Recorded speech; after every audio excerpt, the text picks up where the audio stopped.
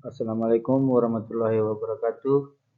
Perkenalkan, nama saya Martinus Ginting, NPM 18418, kelas D, di bawah dosen bimbingan Gandhi Pramista SHMA. Di sini saya akan mempresentasikan tugas ujian akhir semester hukum asuransi saya yang bertema Legal Memorandum Perlindungan Hukum terhadap Nasabah Gagal Bayar PT Jiwasraya. Heading: Perlindungan hukum terhadap nasabah gagal bayar PT Jiwasraya. Legal issue: masalah likuiditas dan solvabilitas yang sudah terjadi sejak lama, tata kelola perusahaan yang lemah, permasalahan tekanan likuiditas dari produk saving plan Jiwasraya yang menyebabkan naiknya pencairan dan penurunan penjualan, asumsi atau identifikasi masalah. Bagaimana kronologi kasus PT Jiwasraya? Bagaimana permasalahan hukum pada kasus PT Jiwasraya? Bagaimana perlindungan hukum terhadap nasabah yang dirugikan? Legal Opinion Brief Review. Pasal 2 UU Tipikor terkait perbuatan memperkaya diri sendiri, orang lain atau suatu korporasi, dan pasal 3 UU Tipikor terkait penyalahgunaan kewenangan yang dapat merugikan keuangan negara atau perekonomian negara. Kedua pasal tersebut memberikan ancaman pidana dan denda. Menurut BPK, dalam pemasaran produk JS Saving Plan diduga pihak-pihak terkait di Jiwasraya menawarkan fee atau penjualan produk tersebut. Pasal 3 UU Nomor 8 Tahun 2010 tentang Pencegahan dan Pemberantasan Tindak Pidana Pencucian Uang atau UUT PPU tentang larangan menyembunyikan atau menyamarkan harta hasil korupsi. Pelanggaran terhadap ketentuan ini diancam pidana penjara paling tahun dan denda paling banyak 10 miliar. Pasal 11 dan Pasal 21 UU Nomor 40 Tahun 2014 tentang Peransuransian atau UU Peransuransian. Pasal 11 mengatur tentang kewajiban tata kelola yang baik bagi perusahaan asuransi. Pasal 21 ayat 3 mengatur bahwa dalam menginvestasikan kekayaan nasabah perusahaan, asuransi wajib menerapkan prinsip kehati-hatian. Pelanggaran terhadap kedua pasal ini dikenakan sanksi administrasi berupa peringatan, pembatasan usaha, larangan pemasaran produk, pencabutan izin, pembatalan pendaftaran dan persetujuan, denda administratif atau larangan menempati posisi tertentu. Pasal 97 ayat 3 UU Nomor 40 Tahun 2007 tentang perseroan terbatas UPT yang mengatur tentang pertanggungjawaban pribadi direksi. Legal Opinion Brief Review. Pasal 32 ayat UU Nomor 21 Tahun 2011 tentang Otoritas Jasa Keuangan atau UU OJK yang mengatur bahwa apabila ditemukan keterlibatan pejabat atau pegawai OJK dengan suatu kasus, maka Dewan Komisioner akan menegakkan kode etik. Kemudian jika terindikasi korupsi, maka KPK dapat turun tangan. Pasal 11 UU Nomor 30 Tahun 2002 tentang Komisi Pemberantasan Tindak Pidana Korupsi. Pasal 90 UU Nomor 8 Tahun 1995 tentang pasar modal atau UU Pasar Modal melarang adanya tindak penipuan dalam pasar modal. Berdasarkan investigasi BPK, dalam kasus Jiwasraya terjadi penipuan dalam bentuk jual beli saham dan rekayasa dana yang tidak mencerminkan harga sebenarnya. Statement fact: produk-produk yang merugi atau negative spread dan underpricing harga kemurahan, kinerja pengolahan aset yang rendah, kualitas aset investasi dan non-investasi yang kurang liquid, sistem pengendalian perusahaan yang masih lemah, tata kelola perusahaan yang kurang baik, sistem informasi yang tidak andal, kantor cabang yang tidak produktif, biaya operasional yang tidak efisien, akses permodalan yang terbatas, kurangnya inovasi di bidang produk dan layanan. Analisis hukum 1. Kronologi kasus gagal bayar PT Jiwasraya. Kondisi keuangan perusahaan asuransi Jiwasraya sebenarnya mulai terpuruk sejak tahun 2002 akibat krisis ekonomi hingga akhirnya tidak mampu membayar polis para nasabah. Berikut kronologi kondisi keuangan Jiwasraya sejak 2002 sampai 2019. 2002 insolvensi cadangan lebih kecil dari seharusnya, 2,9 triliun. 2004 insolvensi dengan risiko pelit mencapai Rp 2,76 triliun rupiah. 2006 ekuitas perusahaan negatif Rp 3,29 triliun dan aset yang dimiliki jauh lebih kecil dibandingkan kewajiban. BPK memberikan opini disclaimer, tidak menyatakan pendapat untuk laporan keuangan tahun 2006 sampai 2007 dikarenakan penyajian informasi cadangan tidak dapat diyakini sebenarnya. 2008 defisit perusahaan 5,7 triliun rupiah. Kemudian Jiwasraya mendapatkan reksadana penyertaan dan reasuransi atau penyelamatan jangka pendek untuk mengurangi kerugian di laporan keuangan. 29. Defisit perusahaan 6,3 triliun rupiah dan melanjutkan skema reasuransi. Dari 10 perusahaan melanjutkan skema reasuransi. Dari 11 perusahaan melanjutkan skema reasuransi dan surplus 1,3 triliun rupiah. Dari 12 Badan Pengawas Pasar Modal dan Lembaga Keuangan Bapepam meminta perusahaan menyampaikan alternatif penyelesaian komprehensif dan fundamental jangka pendek. 2014 peningkatan penempatan dana di saham dan reksadana terjadi lonjakan pendapatan premi hingga 50%. 2015 hasil audit BPK menunjukkan dugaan penyalahgunaan wewenang dan laporan aset investasi keuangan melebihi realita atau overstate serta kewajiban di bawah realita atau understate. Jiwasraya membeli obligasi medium term note pada perusahaan yang baru berdiri 3 tahun tanpa pendapatan dan terus merugi. BPK mengungkap kejanggalan pembelian saham dan reksadana lapis kedua dan ketiga tidak disertai kajian memadai tanpa mempertimbangkan aspek legal dan kondisi keuangan perusahaan.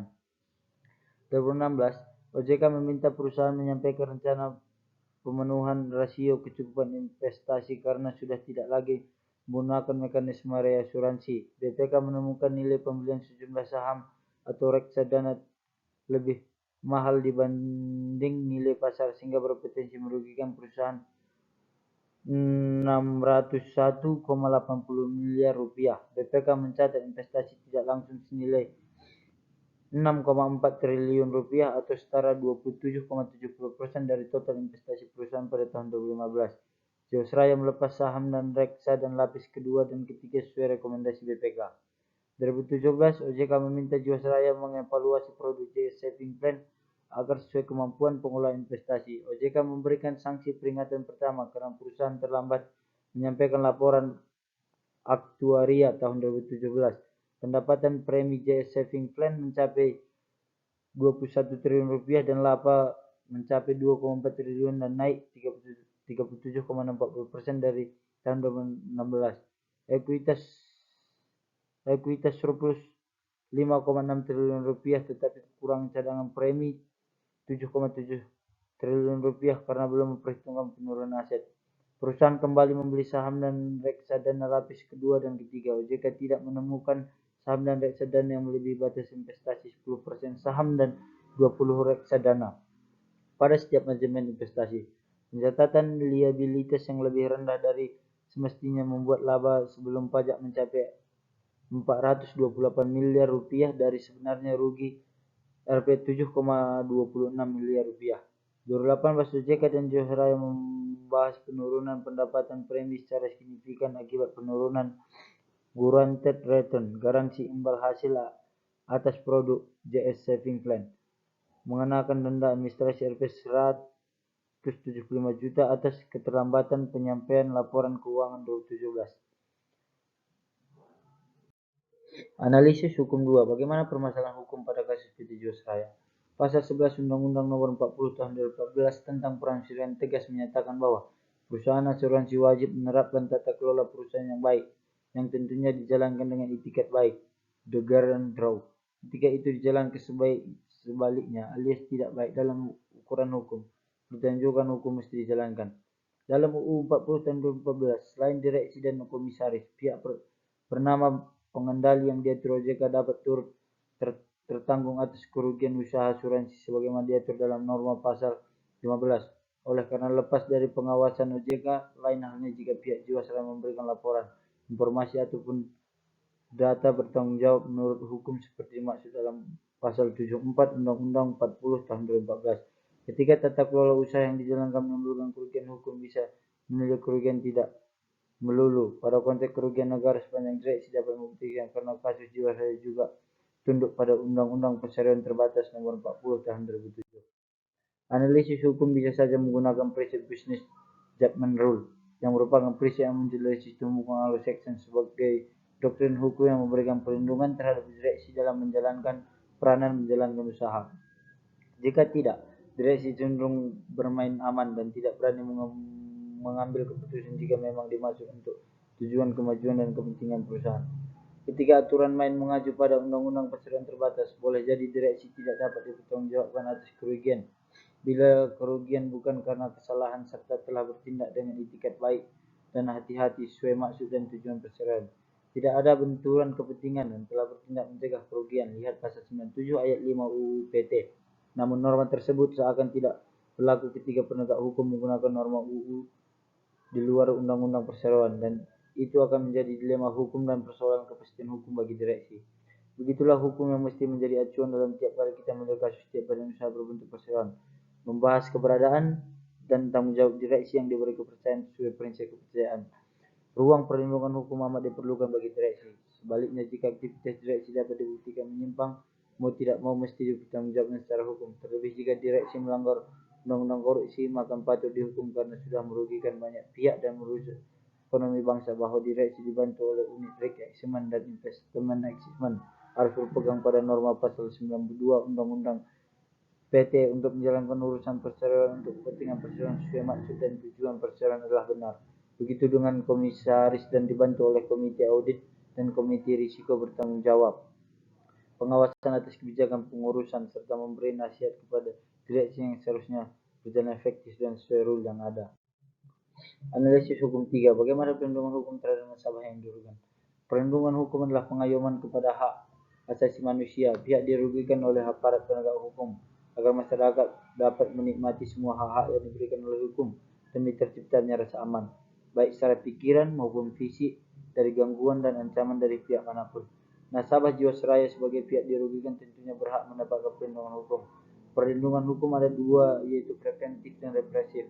Preventif bertujuan mencegah pelanggaran, sedangkan represif bertujuan memberikan sanksi jika telah terjadi pelanggaran. Pertama, perlindungan hukum dari aspek pidana, yaitu dengan proses secara pidana pihak-pihak yang menyebabkan terjadinya kerugian negara dalam tubuh Jiwasraya. Saat ini, Kejaksaan Agung telah menetapkan beberapa pihak sebagai tersangka berdasarkan pasal 2 dan pasal 3 Undang-Undang Tipikor. Kejaksaan Agung juga sedang bekerja sama dengan PPATK menelusuri aset Jiwasraya sekaligus mencari bukti terkait adanya tindak pidana pencucian uang (TPPU). Penggunaan pasal TPPU dalam kasus ini sangat baik karena dengan TPPU maka para tersangka dapat dikenakan pidana dalam bentuk uang pengganti. KPK dapat terlibat dalam kasus ini terutama jika melibatkan aparat penegak hukum dan penyelenggara negara, meresahkan masyarakat dan atau menimbulkan kerugian minimal sampai 1 miliar. Kedua, perlindungan hukum dari aspek perdata. Perlindungan hukum dapat dilakukan dengan dua cara, yaitu gugatan perdata bisa satu kepalitan.